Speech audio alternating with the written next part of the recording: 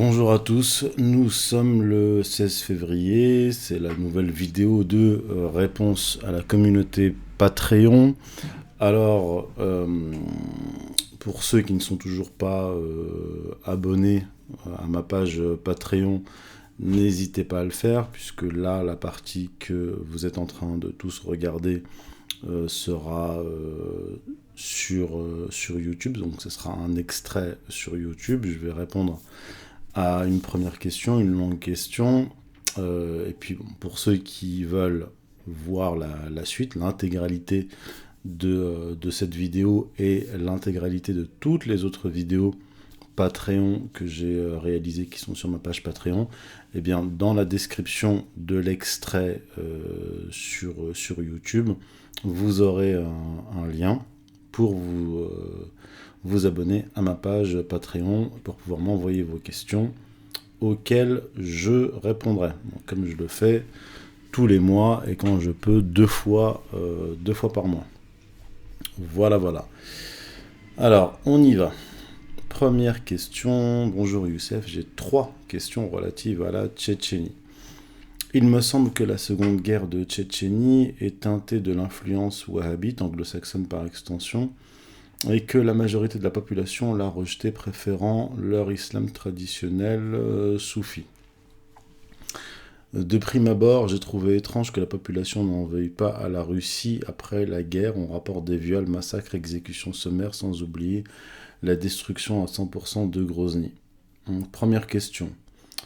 La population tchétchène accuse-t-elle les wahhabites d'avoir déclenché cette seconde guerre par le terrorisme et se perçoit-elle comme une victime collatérale de leurs actions?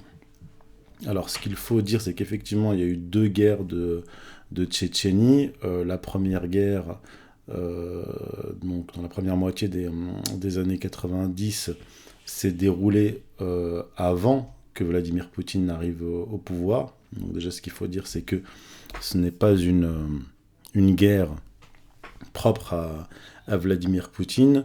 C'est, on peut appeler ça une guerre civile, une guerre sécessionniste activée de l'extérieur. Puisqu'après la décomposition de l'Union soviétique, les Américains voulaient véritablement en finir avec la Russie. D'une part, ils avaient, avec Boris Yeltsin et les oligarques non orthodoxes de Russie, en collaboration avec les États-Unis, ont mis en coupe réglée la Russie, c'est-à-dire qu'ils se sont appropriés, ils ont dépossédé le peuple russe des biens de la Russie, notamment les ressources gazières et pétrolières, en collaboration avec les Américains. Mais cela ne suffisait pas. Il fallait, du point de vue des États-Unis, découper la Russie pour qu'elle ne se relève jamais. Et la guerre de Tchétchénie, donc, qui a été déclenchée de l'extérieur en collaboration effectivement avec les Saoudiens, donc il y a eu de l'argent saoudien et il y a eu du wahhabisme qui est, j'en ai déjà parlé, j'ai déjà écrit sur le sujet, je ne vais pas y revenir, une doctrine née au XVIIIe siècle qui a été un outil d'abord au XVIIIe siècle, XIXe puis XXe siècle, un outil idéologique pour la tribu des Saouds afin de prendre le pouvoir sur la péninsule arabique. Et une fois qu'ils ont pris le pouvoir, eh bien, cette doctrine wahhabite a été exportée avec l'aide des Anglo-Américains, d'abord à l'extérieur de la péninsule arabique, dans le monde arabe, arabophone, et au-delà du monde arabe. Donc c'est un outil idéologique qui a été utilisé dans des visées géopolitiques par les États-Unis, et notamment contre la Russie. Voilà. Donc, effectivement, le wahhabisme, les Saoudiens ont joué un rôle important dans cette guerre de Tchétchénie, tout comme ils ont joué un rôle avec l'aide du Pakistan au Myanmar.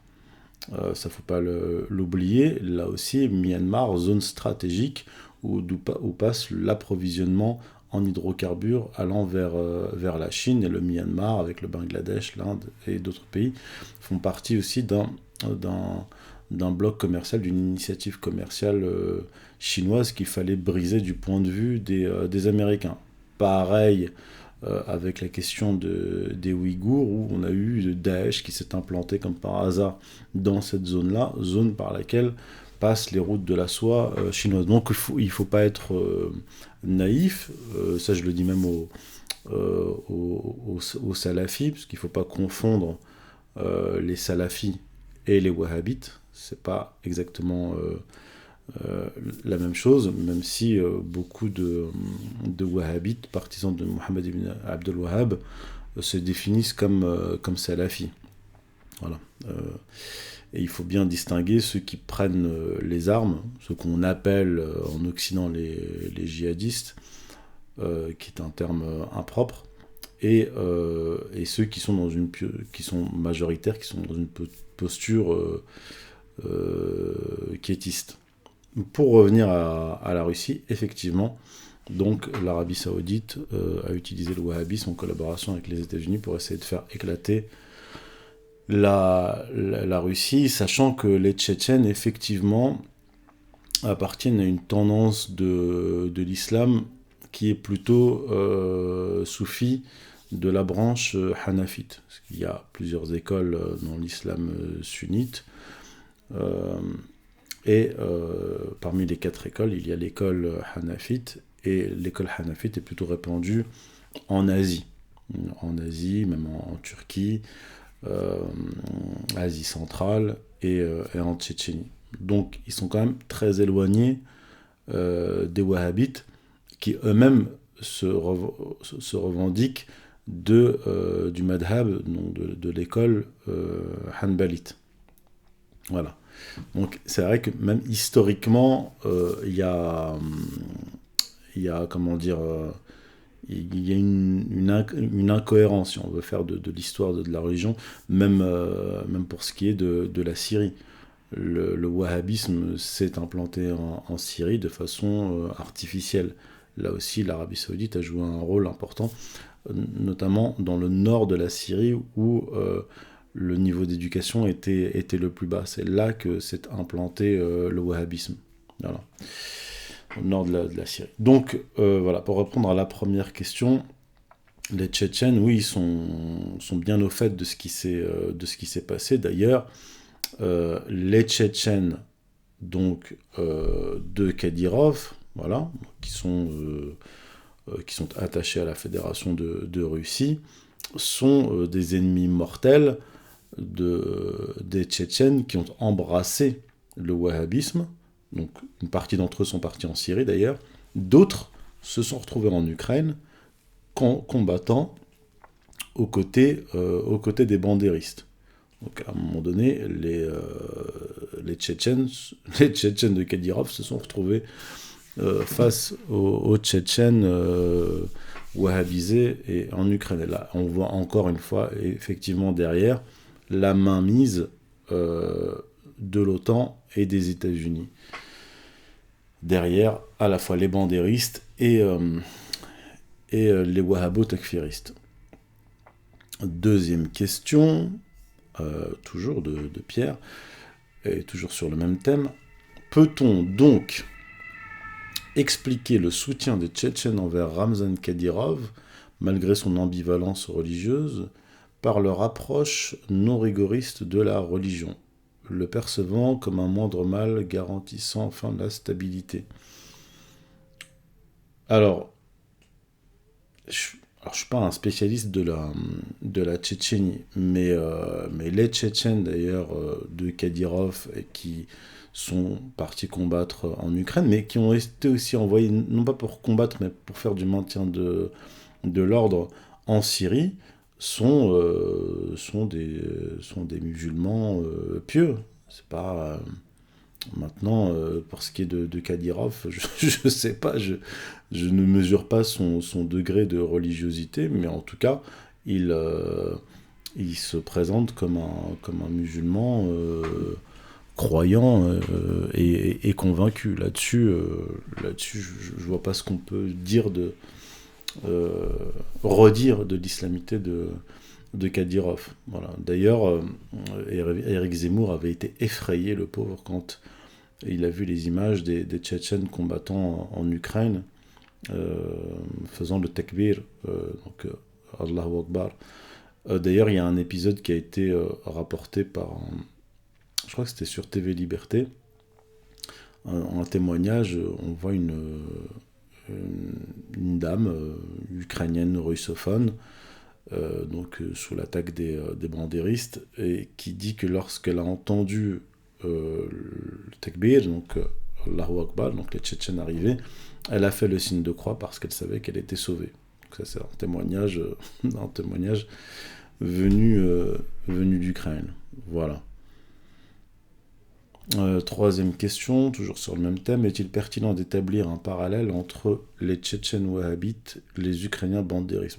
Oui, effectivement, j'y ai répondu précédemment. On peut établir un lien, je dirais pas idéologique, parce que c'est quand même assez éloigné, mais on voit bien que ce sont les mêmes donneurs d'ordre au-dessus, ce sont les mêmes patrons, à savoir les États-Unis, qui, ce n'est pas un secret, ont toujours été, eux et les Britanniques, depuis les années 40-50, derrière les mouvements dits islamistes, que ce soit les frères musulmans, soutien apporté aux saoudo-wahhabites pour qu'ils prennent le pouvoir dès les années 20, puis 30. Les Anglo-Américains ont toujours été derrière à la fois les saoudo-wahhabites et les frères musulmans et les organisations terroristes. Il y a plusieurs ouvrages d'ailleurs sur le sujet. Vous tenez, il y en a un, il est sous une pile à côté de moi, il faut que j'arrive à l'extraire. Il y en a plusieurs, hein, mais je parle pas comme ça sans source. Hein. Vous avez John Cooley, CIA et Jihad, 1950-2001. Vous avez un autre ouvrage d'un historien et reporter, Mark Curtis, Secret Affairs, Britain's Collusion with the Radical Islam. Alors j'aime pas trop le terme Radical Islam, mais on s'est compris.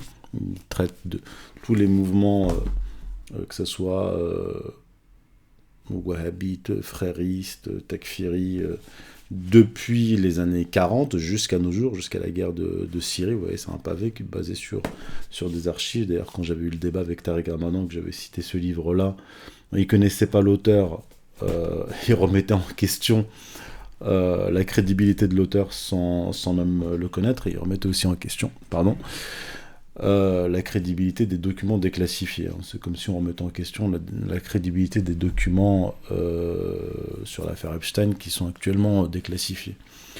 À un moment donné, il faut être un petit peu sérieux et honnête intellectuellement.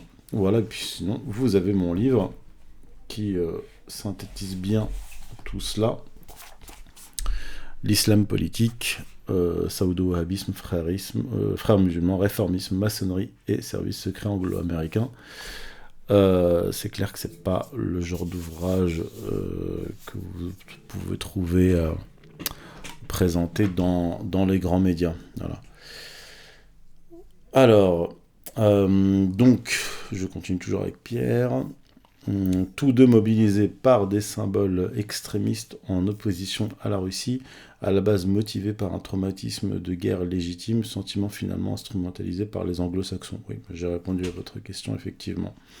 On est d'accord. Question bonus, le sommet de 2016 qui a rejeté le wahhabisme de l'islam a pris place à Grozny, doit-on y voir un symbole? Alors oui, vous faites référence la conférence internationale de Grozny qui a eu lieu en juin 2016, réunissant plus de 200 ulémas et mouftis du monde entier, qui ont exclu de l'islam, donc c'est une sorte de consensus, qui ont exclu de l'islam le wahhabisme, donc affirmant que le wahhabisme était une doctrine non islamique, qui ne fait même pas partie du sunnisme, pour être plus précis. Alors oui, il y a eu des réactions venant d'Arabie Saoudite, mais quand le prince héritier Mohammed Ben Salman a véritablement pris le pouvoir. Il a déclaré, vous pouvez trouver ça sur les médias anglo-américains, il a déclaré que ce sont les États-Unis qui ont poussé l'Arabie Saoudite à répandre le wahhabisme. Et d'ailleurs, lui-même, donc le prince héritier, le pouvoir saoudien actuel, est en train de revenir sur le wahhabisme. Il est en train de se débarrasser du wahhabisme. Voilà. C'est un fait. Voilà. Donc c'est une façon aussi de reconnaître leur culpabilité. Et ça accompagne un nouveau virage géopolitique. On voit bien le rapprochement, la normalisation des relations entre l'Arabie Saoudite et l'Iran. Donc vous voyez, les choses ne sont pas éternelles, et les autorités saoudiennes elles-mêmes reconnaissent s'être fourvoyées avec le wahhabisme et avec les Américains qui les ont poussés derrière à répandre le wahhabisme. Donc finalement, le prince héritier d'Arabie Saoudite nous a donné raison. Voilà. Alors si vous voulez voir la suite des réponses aux questions Patreon, vous allez dans la description de cet extrait qui est sur YouTube, vous vous inscrivez à ma page Patreon, vous m'envoyez vos questions, et puis vous aurez accès à toutes les vidéos que j'ai publiées sur Patreon. Voilà. Alors,